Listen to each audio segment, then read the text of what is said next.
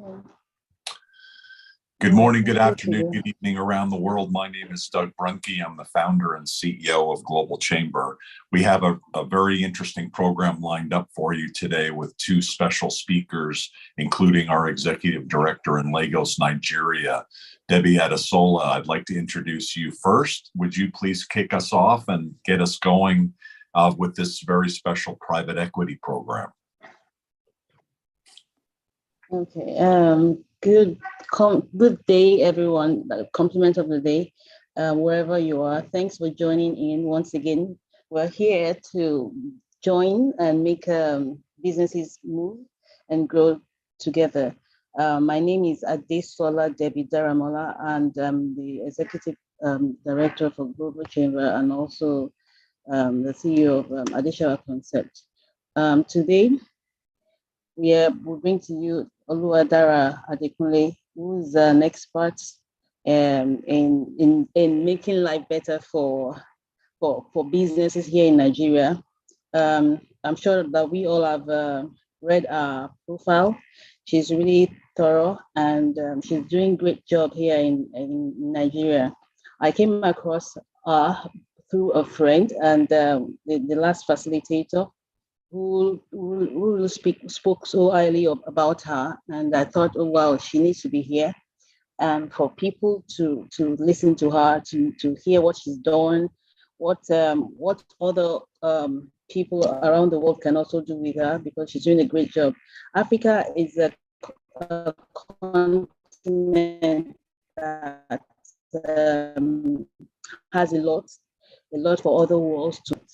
I wouldn't want to say too much.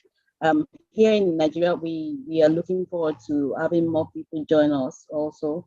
And if you're here, you're not a member, we implore that you please, at the end of today, kindly reach out to me to know how you can join in as members, because we have lots and lots of benefits for you out there. You get to meet people, you can partner, you can get investors, and many more. So I'll introduce Oluwadara once again. Oluwadara, yeah. Doug, you want to say more? Well, sure. So Oluwadara Adekunle is a very special economic development and funding expert located in Lagos, Nigeria. I noticed, Dara, thank you for letting us say your name in a shortened way. We really appreciate that. You co-founded Farm Ties Capital, and I've noticed that you're very involved with a variety of programs on the agricultural side and funding programs there, including support of USAID programs to improve agriculture.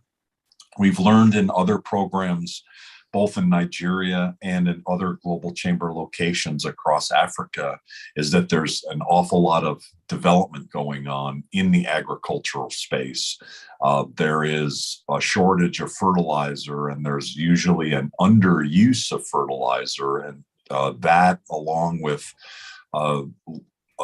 technology catching up, makes agriculture in Africa generally less productive than in many other parts of the world. And so there's a lot of opportunity, not just in fertilizer, but in ag tech and just agribusiness development overall. So looking forward to learning more what you're doing and how others can be involved in some of the opportunities. I understand, Dara, that you have some information you'd like to share. And so what I suggest is that we allow you to share your information, and then we'll just have an open discussion with Q&A from both Adesola and myself, and then we'll open up the floor to others in the room. I see Nihi Sanusi. Thank you very much for joining us today as well. We'll open up the floor for questions, and just either raise your hand or ask your question in the chat area, or just we'll just open up the floor and you'll be able to ask your question and have a conversation with Dara. Please also feel free to put your information in the chat room for all the folks in the room. And so, Dara, it looks like you've got your presentation queued up. We look forward to learning more. Thank you so much. Can I get started? Please go ahead. Okay, great. Thank you so much for the opportunity. My name is Dara Adekunle, just like Doug mentioned, and I'll be presenting on private equity opportunities. And thank you so much for joining. I hope you find this session informative. So I'd like to just give an overview of private equity in Nigeria. Nigeria remains one of the most important investment destinations in Africa for private equity investment, and alongside other West African countries like Cote d'Ivoire, Senegal, Ghana, and Benin. And the sectors which attract this kind of investments, foreign direct investments, have been the financial sectors, telecommunications, manufacturing, and the agricultural sector. Most of the transactions in the private equity market in Nigeria have been around the acquisition of shares through subscription or transfer from existing shareholders. Some others are the quasi-equity instruments, and more recently, debt. And if you also study the current challenges and economic situations happening around the country, you would see that that has made the adoption of debt and convertible instruments to be alternative sources of capital structures. Just similar to other countries and other countries in Africa, one of the major exit strategies for private equity funds are the initial public offering, trade sale, and secondary buyouts. With the initial public offering, which is most of the times the goal for most private enterprises or SMEs in the space. They all want to be listed on the stock exchange, but it takes a process. And for private equity investors, that's also what they look out to see that a firm is listed on the exchange for the first time, and then the shares are listed in the public space so that it can then be traded on the SEC exchange. That's something that and a way of exit for most private equity investors. But in recent times, there's not been a lot of this, and then other options seem to be more attractive. For example, the trade sale, where an existing investor sells its shares to another strategic investor who is already part of the board or the part of the investors on that particular transaction. And then secondary buyouts, which is when the investor has to sell the shares to another private equity firm. So you'd be wondering, how do private equity funds typically obtain their funding, which is similar to other climes of the world. Private equity funds in Nigeria obtain funding through institutional investors such as pension funds, sovereign wealth funds, development finance institutions like the International Finance Corporation, like the African Development Bank, and also other development finance institutions like the Development Bank of Nigeria and a couple of others, insurance companies as well, financial institutions, and also high net worth individuals. When talking about investing in Nigeria and investing even in Africa as a whole, there are lots of opportunities and tax incentive schemes that the government has put in place to attract investment. For example, if you have a pioneer status in companies in some certain industries, you are guaranteed a tax holiday for a period of 3 years, which can also be extended. Also, the interest earned by a foreign company on its deposits in domiciliary accounts in Nigeria is exempted from tax. Also, capital gains tax is not levied on gains from sales of shares. So when a company still have a sale of shares or stock or treasury bill, the capital gains tax is not levied on those gains. Also, companies engaged in the use of natural gas, they also are entitled to a tax holiday for about 3 years and is renewable for an additional 2 years. So you know that Nigeria is also an oil and gas economy with a lot of foreign companies having investment in from both the upstream to the downstream sector of the oil and gas sector. And you see that those businesses or those investments in even the oil and gas sector has really transformed the economy of Nigeria, especially with regards to foreign direct investments. Also, the interest payment on foreign loans that have a period of 2 years and above actually enjoy significant tax exemptions. So even private equity funds that provide debt capital can also have a reduction in in their tax liability. So companies also located in export processing zones are entitled to a 100% capital allowance in the year of assessment, and also companies that are also who export but are not within the zone, the export processing zone, also have a 3-year tax holiday. But in order to qualify, there are rules, and this is just like limited to so many rules that exist.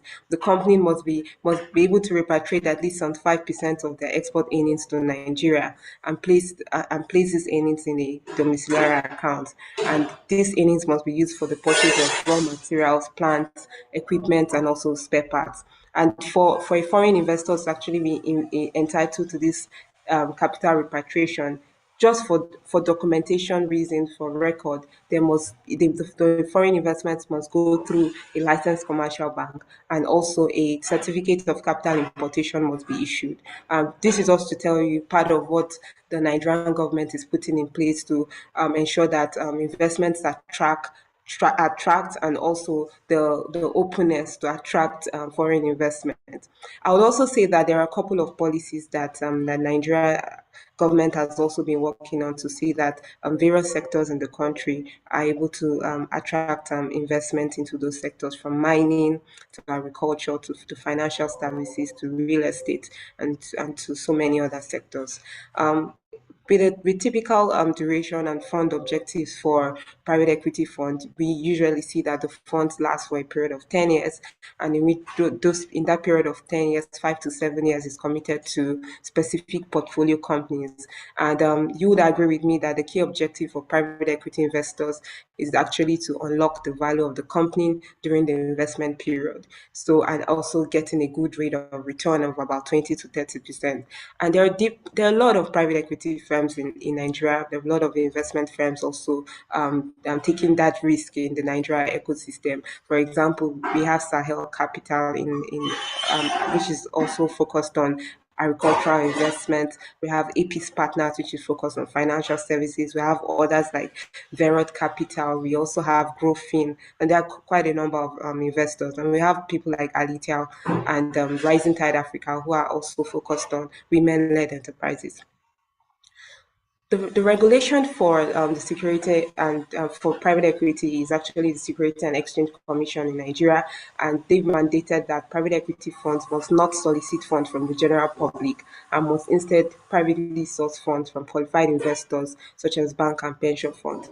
And if you follow the ecosystem in Nigeria, especially in agriculture, there were investors or investment platforms which were like tailored to crowdfunding platforms, which actually came under the regulation of SEC, which caused impediment in their activities. And I would say this is the Security and Exchange Commission trying to protect the rights of the public in terms of investing into investment opportunities. So it's a rule that the private equity fund should not solicit funds from the public. Also, in terms of fund structuring, a company is either registered as limited liability company or partnerships and limited partnership company.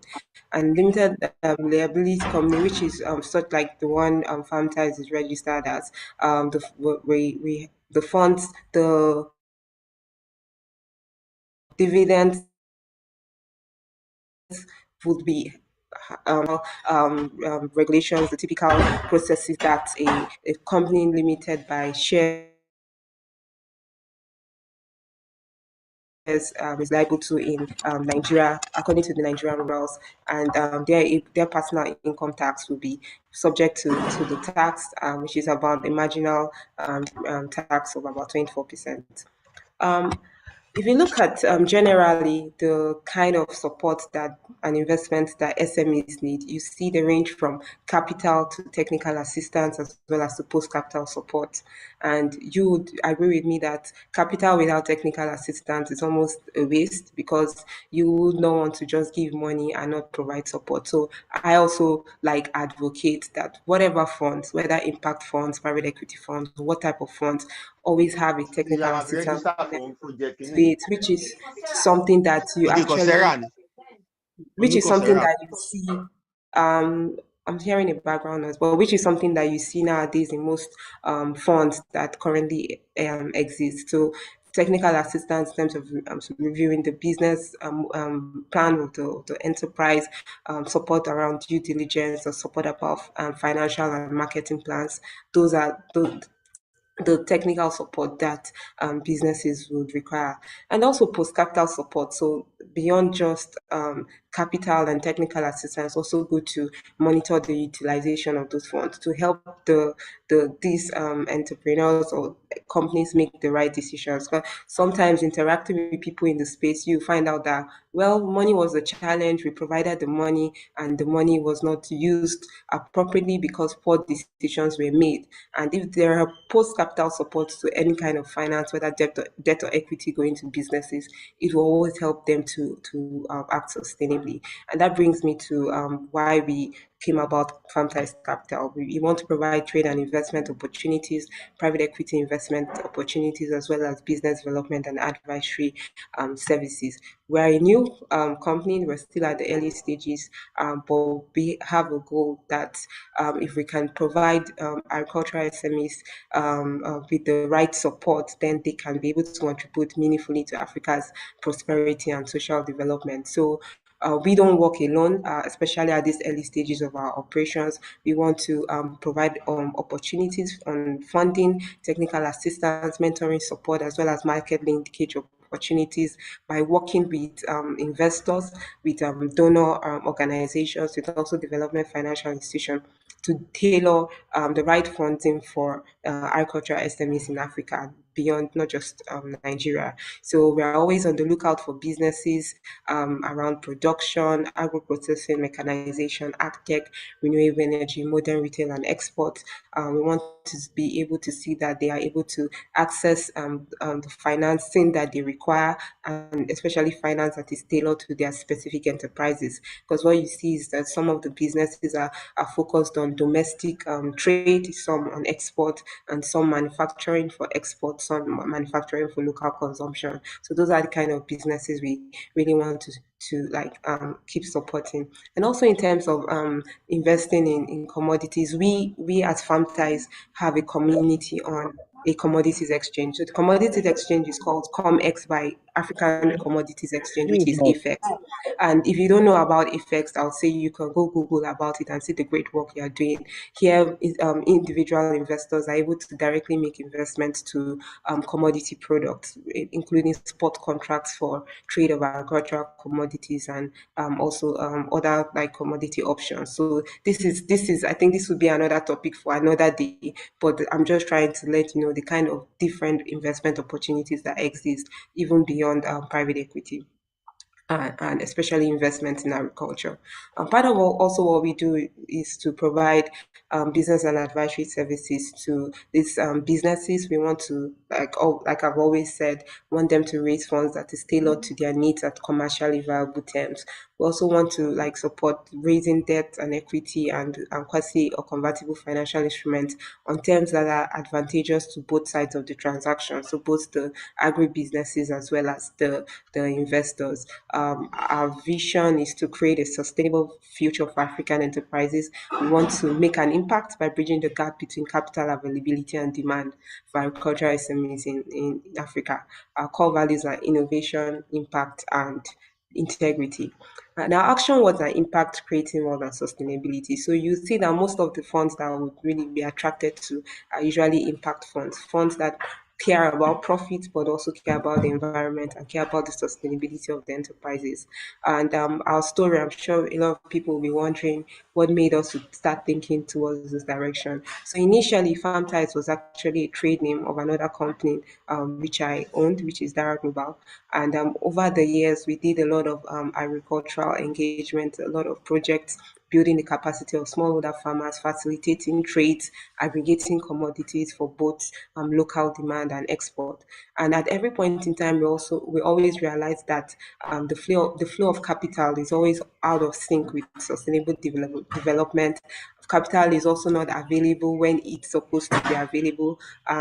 When you look at maybe the terms from commercial funding sources like banks and other sources, you realize that there is no the right capital is not always available at the right time. So that's why we thought about why not let's bridge this finance gap for agribusinesses by ensuring that we are able to get support these businesses with raising the right funds. So what we see in a typical business is that we see lack of access to finance, we see lack of technical knowledge, even lack of business structure sometimes, and this has limited productivity, this has hampered growth, and has inhibited access to raw materials and equipment for the SMEs in the agriculture sector in Africa and also in Nigeria. So we want to promote investment opportunities that will for the agribusinesses to strengthen their readiness to expand and scale their operations. We're a female-led organization. We're not doing this alone. We're open to partnerships with investors, donor organization, and we want to provide a comprehensive system for practical and intense support to providing funding for SMEs in the agricultural space. And I'm sure you'll be thinking, why Africa? The president of the African Development Bank, Akinwumi Adesina, he said by 2030, the size of the food and agribusiness market in all of Africa will be about $1 trillion. So if you're thinking of how to make money, that's the sector to be in. And I'm among the group of people that believe that Africa can feed itself and feed the world. And if we put the right investment, despite the challenges, Africa will actually live up to that mandate because we have the land, we have the people, and we also have the right environment to ensure that that is possible. In terms of our process mirrors that of a typical investor. So we are mirroring our investment process to that of a typical investor, where we do the deal sourcing, some via application, some actually via boots on the ground to ensure that we engage with the businesses. And something that we try to promote in the agribusiness space to anybody willing to make an investment in agriculture in Africa and even Nigeria is to put the boots on the ground, because if you always do a call for applications using the internet, you end up getting people who don't even have real businesses. So we are pro putting the boots on the ground, going directly to the agribusinesses that are functional and operational, and provide them the real support that they need. And we do the introductory meeting with them, profile and assess them using the investment criteria, work with the investors to do the due diligence, and then negotiation and investment happens. Our value chain cuts across all the agricultural value chains, from commercial farming to input distribution, mechanization, transportation, wholesale, and retail market, as well as export. And we're very SDG conscious, so we are SDG-fied, right? That's what we say.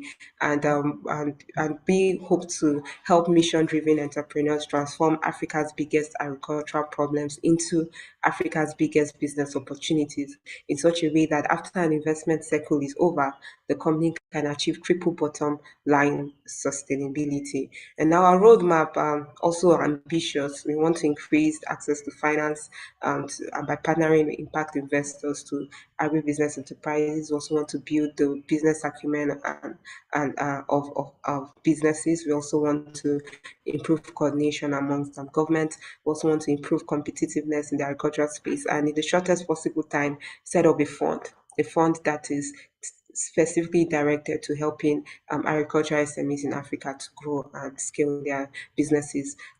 Despite the fact that we are also, the company is led by a young team. We have experts who have over 20 years experience in providing business advisory services, market research opportunities, training of and value chain experts, also investment analysts. We do have a network of all of that, which we engage part-time to ensure that they support us through the process. This will be all from my presentation. Thank you so much. If you want to reach out to me, please kindly do so through the Lagos Chamber, Debbie Daramola, and I'll be on standby for questions. Thank you so much. Well, that was a wow. My head is dizzy. That was some great information. Really appreciate it. I'd like to turn it over to Adesola Debbie. I do want to, however, first of all, acknowledge that was a great presentation. One of the things that you said there really resonated with me, particularly that Africa can feed itself and feed the world. And I think many of us believe that as well. And that goes right to the heart of the opportunity here on the financing side, on the technology side, and in many ways.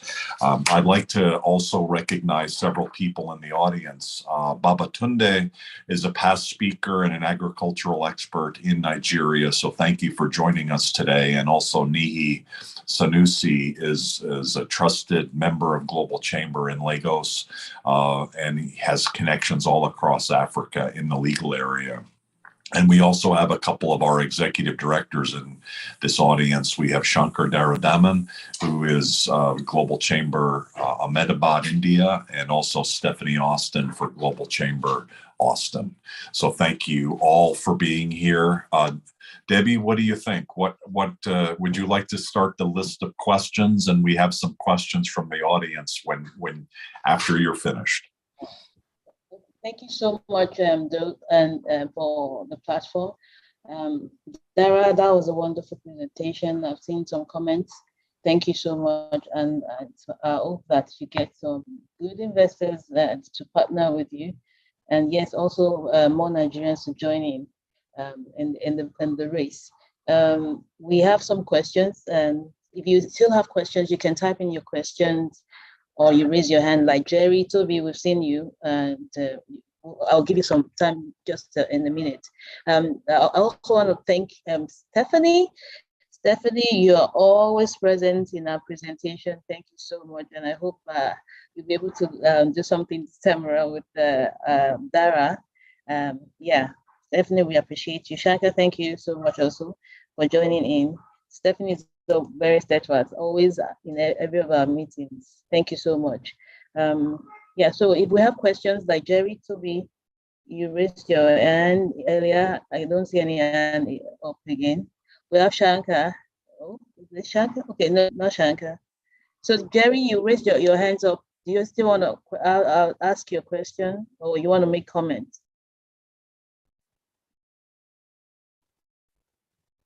Jerry, are you still there? Okay, maybe we'll allow you to gather your thoughts. I'm trying to go through the chat now. Question. Yeah. Okay. So do we have question on the chat? Hey, Debbie. Yeah. I'm here. Yeah. To everything. Yeah. All right. And we must soon Go ahead. something with Africa and India. Okay. That'll be nice. Yes. Yeah. Sure. Thank you. There's a lot of agricultural interest between India and Africa, and we must explore that. That'll be perfect. We'll look forward to that. We can talk more about that. Sure. We have a lot of them we can connect you with. Yeah. There's Don Wale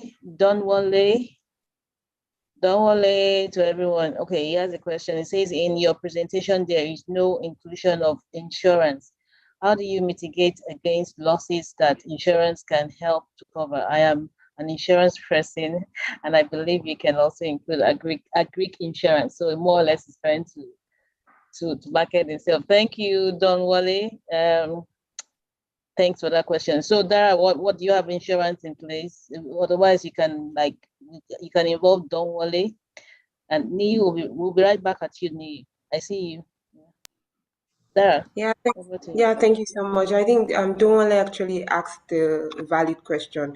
So, because we are promoting investment opportunities for agricultural enterprises, what we realize is that most agricultural enterprises are also not. I'll say they don't have the information about insurance. It's not like it's not being promoted. There are quite a couple of insurance companies, Veritas, Royal Exchange, and so many. But what we see on the field is that uh, there's a lot of awareness that need to go to these businesses for them to understand and integrate insurance into all their operations. So, but that's something that we promote, and that's something we'll continue to promote because it's very important. So, I would also like to take that conversation forward. We don't want it to see what kind of insurance like products are available that businesses can have access to. Thank you. Thank you. Dolly, I hope you are satisfied with that answer. Thanks for the question. Nee, you raised your hand earlier. Is there something you want to say? We have Yeah. another question. Yeah, you can go ahead. All right, thank you, Dara. Nice presentation. I have a very general question, though. There's this perception that Nigeria is not a fantastic investment destination. It's not. It won't be your number one investment destination. What do you tell somebody who's interested in market entry into this country, and how do you convince them that this is a very good place to invest in, especially bearing in mind the success rates of other African entrance into the Nigerian market? How do you convince someone in the US or a company in Asia to come and set up in Nigeria as against our other neighbors? I'd like to hear your. Great. I think that's something that I believe we need to keep advocating for investment into Nigeria. And something I like to use as example is there are examples of successful investments in Nigeria. That's the truth. Maybe it's not communicated well, but I believe that an investor that is shown different examples of successful investment in Nigeria will be interested to come into Nigeria. I'm not even going to deny the fact that there are challenges. Sometimes when you go to the field, we see our friends from India, we see our friends from the Netherlands, we see even some of our friends from the US starting up enterprises, brokering trade relationship between Nigeria and other parts of the world, and you would ask yourself, what are these people doing? You know. So I believe that if we can continue to showcase the investments, for example, we are all aware of Dangote fertilizer that is at the Lekki trade zone. We are also aware of Kellogg's. We're also aware of Olam, the huge work Olam has been doing for donkey years in Nigeria. It shows to everyone that there is actually returns on investment. If not, this country would have these businesses would have left. But they've been here for some of them new, some of them over 20 years. They've been existing in Nigeria. So I think if we can Ages. keep selling the success story of the businesses that are in Nigeria and succeeding in Nigeria, I think that would also make people attractive to doing business with Nigerians and Nigeria as well. Thank you. Hope that satisfies me. Yeah. Yeah. Okay. We have someone on the chat, Adisoji Moses. It says, nice presentation. Please, what's the hope for an aspiring farmer whose only asset is an acre of land? How will he go about it? Okay, great. Well, something to also note is that production is not always attractive to an investor. Obviously, that's the most risky part of the agricultural value chain. And what we usually encourage for a lot of farmers who have just a small hectarage is to put themselves into cluster, put themselves into groups, and also connect to a market, because funding will come to you when you're not the only one in a small hectare of land. You're in a group and you're also connected to the market, and that's what I think people farming should do. So don't do it alone. because even the market will not come and look for just a ton of any commodity. The market is looking for volumes. Same as investors. Investors are also looking for volumes. So if they will come to you if you're organized, if you're in a group, and if you're producing a lot more. And if they can't fund you directly, they can fund you through your market, fund you through the off-taker that is off-taking your products, which may be a processor. So I would always say, yeah, while you believe you have the hope of growing your business, don't work alone. Don't work alone. Mhm. Thank you. Yeah, thank you. This strategy, I hope that satisfies. I see that, okay, so there's another question by a very good friend, Oluwalabi. Thank you for joining in today. Okay, so it says, I'm very interested in farming and believe it's the way to go. But how do you manage security with rampant kidnapping on large farms these days? Yeah, well, that's a big question that I would definitely not have an answer to, but I would like to just share with you what one particular farmer is doing. Most of these like kidnaps are also like are through information and are also targeted, especially those that happen in large farms. But I'll share with you a couple of what I see some successful farmers who actually work in kidnap prone areas or security prone areas and how they're able to succeed. I noticed they're able to build a relationship with the host community, like very strong relationships whereby the host communities are always involved in their operations. So in terms of engaging them to work, in terms of maybe also giving back to them by providing feed for their cattle or whatever the case may be. While you might also want to put in other security measures that involves the use of technology uh, in the minimum way in providing security on your farm, I think it's important. But sometimes these things are not within our control. But then just do the best measures that you can. Thanks. Yeah, hope that satisfies. Thank you so much. I see here Ezeago Akinyemi. Okay, so Ezeago Akinyemi is a friend from the US. He's an American actually, and I was able to convince him to join in today because he's so passionate about Africa. Um, so thank you very much. I see that you answered at this. So you were saying something about check YouTube for farming on 1 acre. There are some farmers that are earning. Yeah. So I guess Adesoji has seen that. So it's a great one too for that. Thanks, Eze, for the advice. Thank you so much. Capital. Okay, so that's from. There's a posting by Global Chamber on capital gain tax. Yeah, Don. Mm-hmm. Do you want to say something, Doug? So you mentioned, Dara, that the capital gains is not levied in Nigeria, and I was wondering how unusual that was within Africa, and is that one of the things that's driving investment because of the lack of that tax? Yeah, so I from my opinion, I think those are just incentives that are used to like attract private equity investment. I may not be able to say thoroughly if eventually it changes at some point, but that's what it is usually like encouraged when private equity funds are coming into the country.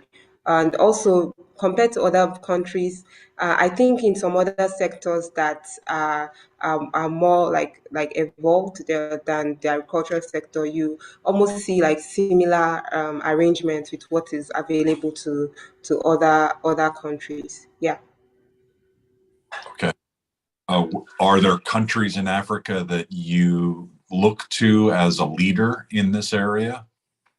Yeah, so I would say while Nigeria is still catching up, recently we've been seeing a lot of more investments going in the East African region, like Kenya, more in South Africa, some in South Africa, and even some happening in West Africa, like Ghana and Sierra Leone. But from what I've been seeing and from my studies, I see a lot going into the East African countries like Kenya and South Africa.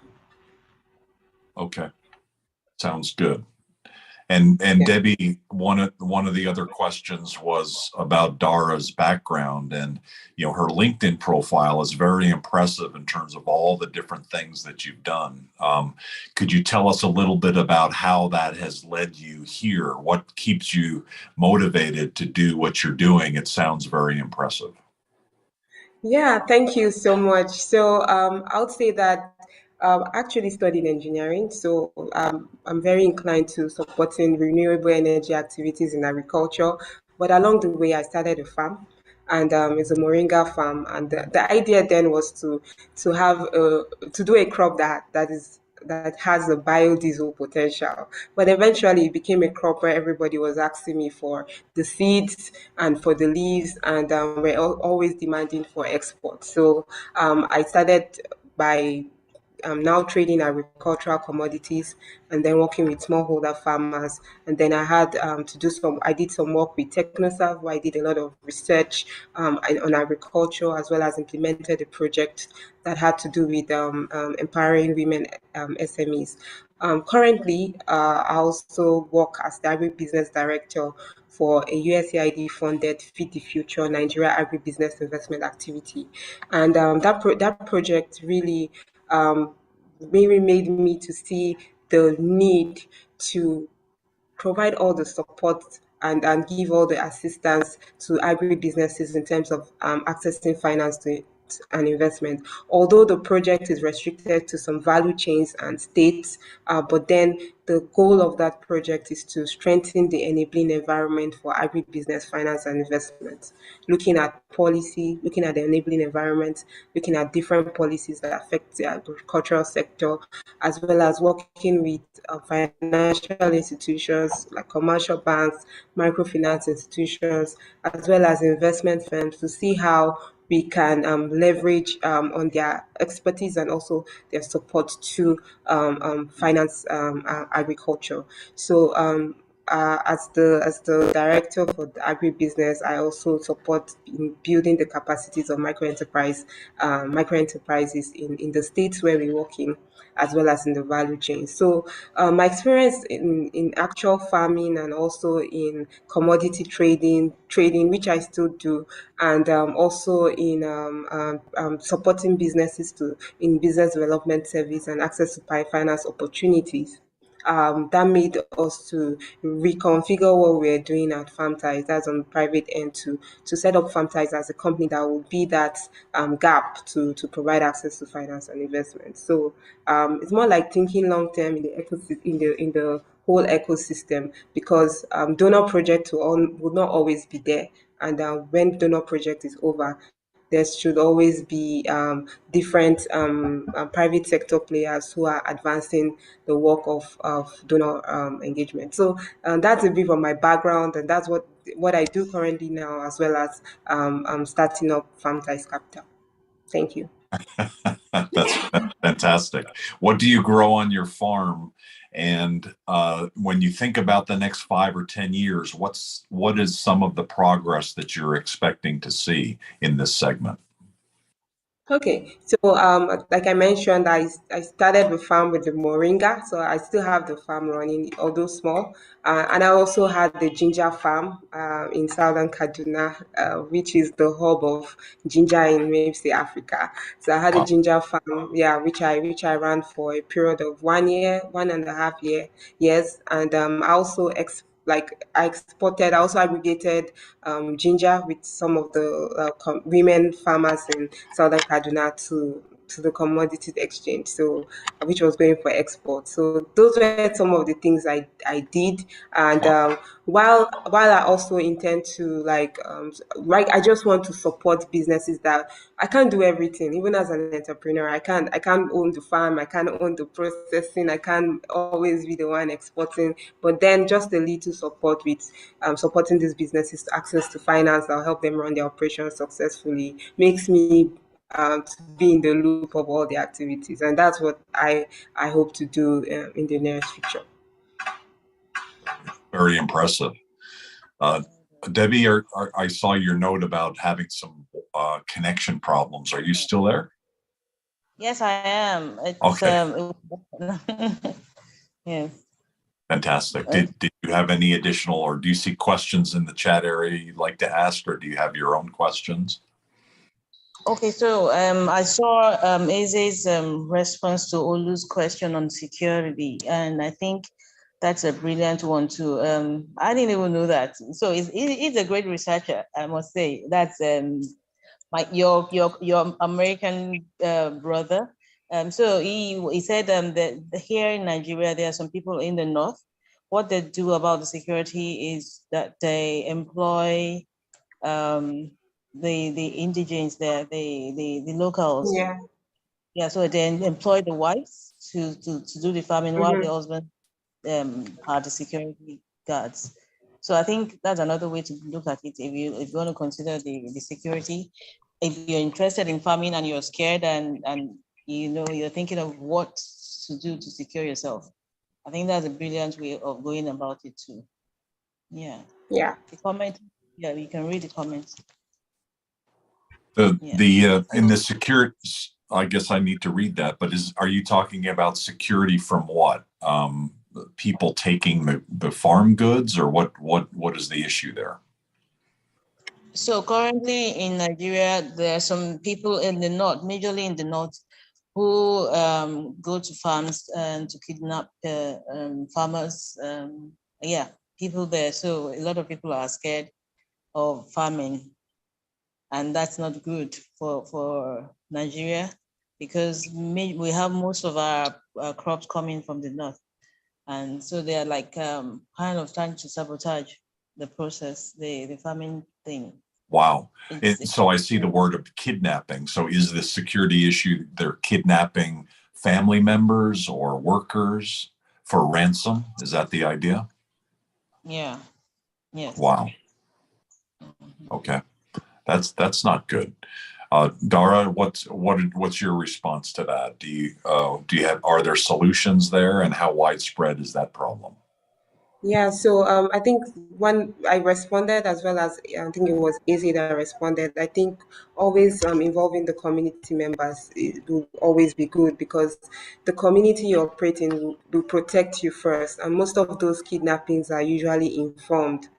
Not all of them, but most of them are usually informed. So when you're able to engage them, engage the wives, engage the husbands to work in the farm, you realize that the community is also engaged. So also this whole kidnapping business is also because of a lot of idleness in the space. So when you engage Yeah. the people, especially the headers, when you engage them and let them integrate into your system, they feed off the waste of your farm. They're also very involved with you. They will be the first set of people to offer protection to your farm. And this is what I've seen in a particular farm, I think in Nasarawa. That's the kind of operation, because the main leader of that farm is not even from the community, but just that he also enjoys security, he has had to involve all the community people in their work. Yeah, If so I that's can very elaborate important. on the article, I What's said that? if I can elaborate on the article. Is that all right? Oh, go ahead. Go ahead. Okay, so it was an article I read, actually, second largest rice farm in Nigeria. And ironically, for the people that were on here, the guy with the 1 acre, he did not previously know how to farm. He actually learned everything he knew about farming from YouTube. So it was a very interesting article. And he was in the north. And so even at that time, there was a potential insecurity. So what he did was he hired the Fulani women, and then he had the husbands and the men of the local village to provide security, so that some of the people that were causing the insecurity were Fulani. So when they came, they had Fulani communicating with Fulani and saying, this is under our protection. You go someplace else and find what you want. You're not gonna get it here, or you're gonna have trouble with us. And so he didn't have any problem. So he became the second largest rice producer in Nigeria. I can't remember exactly what town it was, but it was in the north. Yeah, it was in Nasarawa. I think his name is Rotimi Williams. Nasarawa, yes. I've forgotten the. Thanks for that bit. So thanks for that bit. Eze is actually an American turned Nigeria. Well, they're all, Well, that's the story for. I'm actually an American Nigerian Ghanaian. On my father's side, I'm actually Igbo and Yoruba, and on my mother's side, I'm Ghanaian Fanti. So I've actually I'm in the USA right now, but I actually have moved to Ghana. So I live in Ghana now, and that's why when you said moringa, that's something I do want to grow. So I want to connect with you. But I see you sent me to LinkedIn, so okay, I got your vibe there. Thanks for joining in. Yeah. I'll probably link you up with a colleague of mine, the executive director of Ghana, the Global Chamber. Maybe we'll talk about that later. I'll see how I can connect. So you'll be a member. Thank you. Yeah, since you're in Ghana now. Yeah. All right. Thank you for that. Okay, Go. I was curious on, Dara, your view of the market longer term over the next 5 or 10 years. And a couple things there, do you see some changes in the private equity world coming up? And what's your sense of the election results and how that might impact future development? Yeah, good question. So I think this same fear existed in 2019 and 2015 when the elections happened. But what we've seen is, well, there's been a decline of private equity investment to Nigeria, and the statistics also show that. But what we're now seeing is a lot of effort to attract impact investment as like another like alternate to private equity investment. And I'll tell you a little bit of what some bodies are doing. So the Impact Investment Foundation, who is the champion for impact investment in Nigeria, are actually working very closely to ensure that there is they actually have this national advisory board who are working to develop a wholesale fund that is directed at that is directed for impact investment in Nigeria specifically. And with the tractions that they are making, I believe that we will begin to see, beyond even external investments coming into Nigeria, we'll begin to see like specific funds raised from Nigeria that are actually targeted to impact investments. But then, and this will create an attraction for more external funds to come into the space. So I think as things goes on, even with the elections or not, after the elections, businesses will return to normal. We all eat even even when elections happen. So that means that the agricultural sector will still work, even though they may be a little decline, but it will still work. But what we'll see is that with these funds locally developed, would also see a lot of interest in other international investors to be part of the fund or even create similar funds that are targeted to agriculture and also MSMEs in general. And what we see is even beyond maybe external funding and maybe the government and other stakeholders trying to come together to make a wholesale fund. We also see that even the government is deliberately trying to create programs that provide investment to the sector, MSMEs, to SMEs. We're also seeing a lot of work by the Development Bank of Nigeria. We're also seeing a lot of work by the US DFC, that's Development Finance Corporation. We're also seeing a lot of work by African Development Bank in setting up funds, creating private equity funds that are targeted at the space and also at Nigeria. So I believe that even though right now there's a decline, I believe as the years go on, in the next 5 years, there will be a steady rise on this kind of investments. When will Africa feed itself and start net exporting? What year will that be? Wow, that's a question to almost everyone on this call. I can't say. Well, maybe let's see by 2030. Let's see to what extent by 2030. And then let's see again by 2050. At least by 2050, Africa should, with all things being in place, Africa should to feed. And right now, Africa is feeding the world, but can do better. Because most of the sesame seeds, the ginger, the cashew nuts, they all come from African countries. So we can only do better, really. Yeah. Wow, 2050 is too long. I was Well, that's in 2030. That's thinking. Wow. Okay. What do you think, Debbie? Did you have any other questions or thoughts? Oh, well, I was going to say that 2030 is more like it because currently Nigerian government is really encouraging the youth to get involved in agriculture. I myself, I do my bit to encourage youth to get involved in agriculture. A lot of people actually are now opening eyes to that. They're like kind of trying to focus on agriculture because that's the next best thing. That's the next oil business in Nigeria. So Sure. yeah, I believe that 2030 definitely we should considerably be able to like feed the whole world. Like currently we are doing that because if you like Dara rightly said, most people come into Africa. I see a lot of that because I hold a yearly export seminar, and I see from my relationship with Nigerian Export Promotion Council, we see a lot of foreigners actually coming to get one thing or the other. We have majority of it, and we have a like a map. Like there's a report on that for countries, different countries all over the world, what they need, and they get most of it here in Nigeria. So yes, I believe that Africa in the next 20, less than 20 years, will be able to do that. I'm very sure positive about that. It's just to harness our strength and also get involved many more investors to come in. Okay. To come, yeah. That Yes. sounds good. We're right at the top of the hour, so I'd like to have Dara say any final closing comments or reiterate any points that you'd like to make, and then we'll turn it back over to Debbie to close the room. Will that work? Yeah. Yeah. Sure. Okay. Thank you so much once again, Global Chamber, for this opportunity. And I hope everyone that joined the presentation was able to learn a thing or two. At FarmTies, just like I mentioned, we're currently at the early stages and we're seeking to work with investors, with partners, and also opportunities to learn wherever.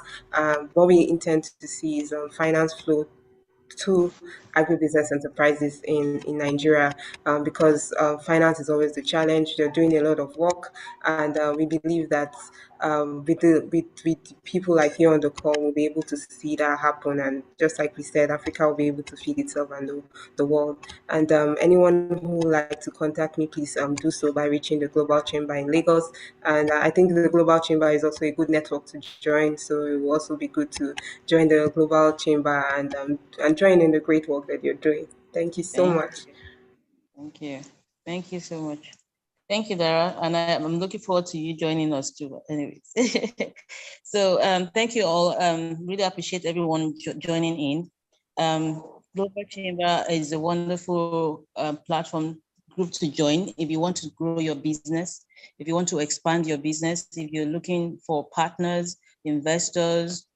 Global Chamber is where to be. Global Chamber is just like our national Chamber of Commerce. You know, on the Chamber of Commerce, we have different business coming. It's to promote and encourage businesses. So it's the same thing we're doing globally, and we have presence in over 530 communities worldwide. So that's a platform you don't want to miss. So we welcome you. After this, you can actually reach me on my number. You can contact me via email or call me, and we'll talk more about it. We'll talk more about how you can join. Don Wale, I see your question. Yes, you can join. I would drop my number here, and you can call my number and email. Then we'll take it from there. I also want to use this opportunity to thank my colleagues once again, Shaka, and Stephanie and Demba. I see Demba joining. Thank you, Demba, for keeping your word. You said you're going to join. I hope you got in early, and you said yeah. So I hope you'll be able to also yeah. You have something to say, Stephanie? Stephanie, Demba, if you have something to say, please you can say. Demba, I see you're driving.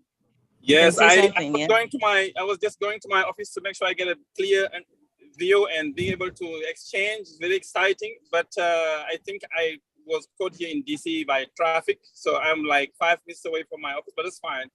basically, I really appreciate the opportunity. Doug is doing a great job globally, locally, and having you today exchanging in this area in Nigeria is something very exciting. And the question we were asking to have the horizon of 2015 or 30, I think the idea would be what can be done now to just accelerate the process where we can produce, because we have all it takes in Africa to do it. And definitely I'm in the area of insurance and financial skills you're dealing with here, and I'm open to do business with you guys. Definitely. Thank you. Right, and I appreciate the insight. Yes. Follow up. Yeah. Thank you. Yeah, thank you very much. Stephanie, do you have anything to say? Stephanie? Okay. Okay. Not sure she's online. Okay, there's a question. Ismail, thank you for joining in. Yes, of course, we are open to other form of business. It's about business, any kind of business, and also individuals too. You know, so it's all encompassing. I hope that explains. Doug, you want to say more on that?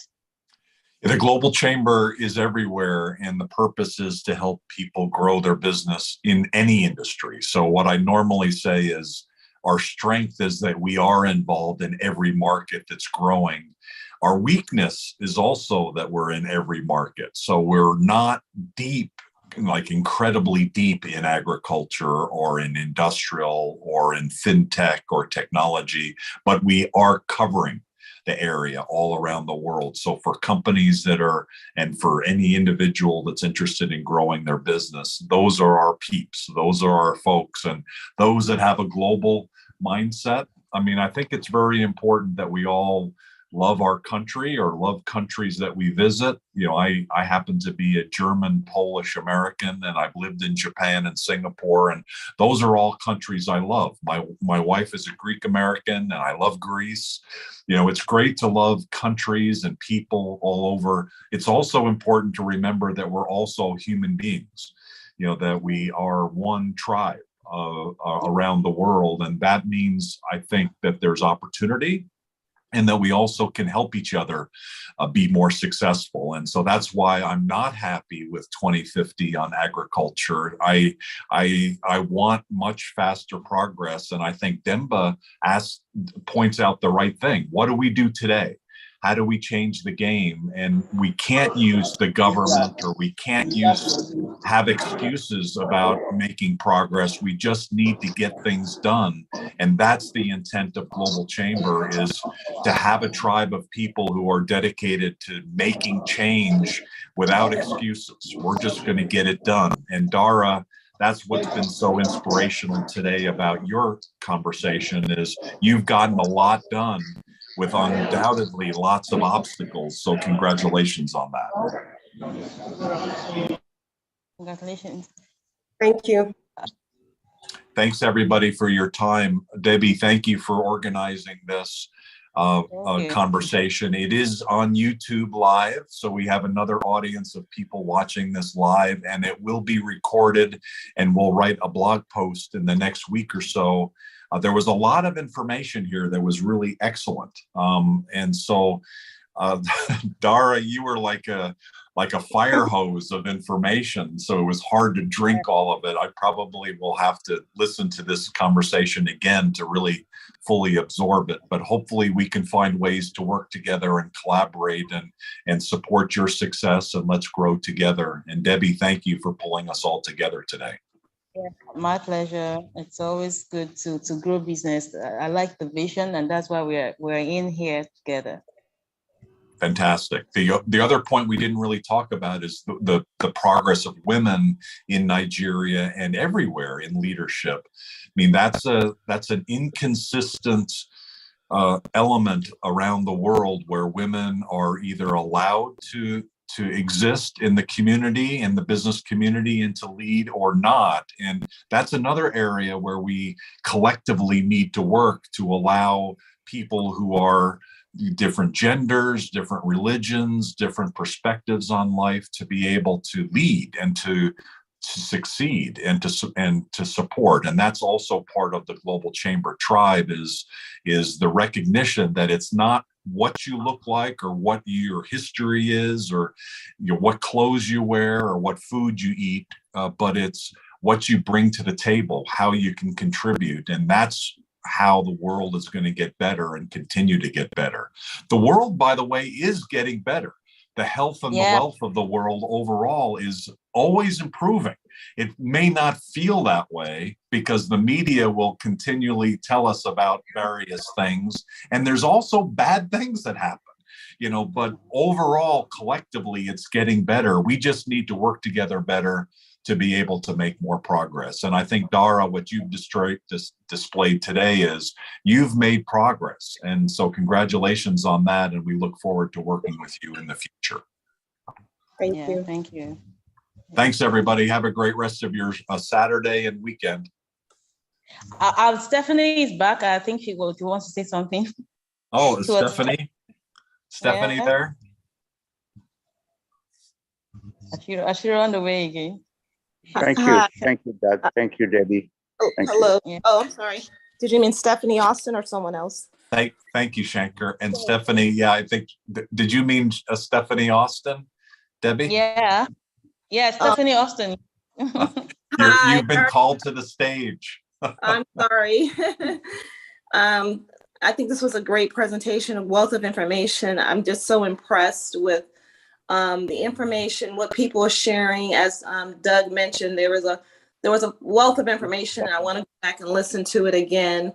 But I'm just so proud of our global tribe. I mean, all of our Globinars or webinars that we have, it's always just a breath of fresh air, and being able to have it at your fingertips within Global Chamber is such a blessing, and the connections that we make. And I wouldn't have never been able to meet anyone like Debbie, living here in Texas, but I've been able to build business relationships with the Chamber, and also being able to see investment opportunities, startups, organizations that have been around for a while and extending their hands, and then internship opportunities. Being able to share that with people, especially with here in the United States, who are taking up international business, and being able to tell them about Global Chamber, or people who might be interested in doing things abroad, whether it's in Africa, Japan, or the Philippines. Just being able to have this is truly an honor, and I'm excited. And thank you so much for providing this information. Sorry I didn't respond earlier. I had a matter I had to take care of real quick. So thank you. You. No worries at all. And both of you should know that I found out some information yesterday. Stephanie, something that you've done is that you were part of, certainly, the Mandela Fellowship leaders that came to the US. So we had one of our interns reach out to many of them to ask them if they'd become global advisors to Global Chamber. I believe 18 of them said yes. 18 global advisors in Africa have said yes. And I've already started, I didn't even know we had asked, because Cesar was working with one of our interns. And so yesterday at our weekly meeting, they said, 18 have said yes. And I had seen 2 of them posted in LinkedIn that they had become a global advisor. I saw that too. I was like, wow, that's great. So you kicked off those meetings with Global Chamber Austin with that Mandela group. And then we had one in Phoenix, and the combination of those, there's going to be a lot of involvement with Global Chamber. So thank you for kicking that off. Mm-hmm. Thank you. Thank you for the opportunity. Thank you. Debbie, anything else?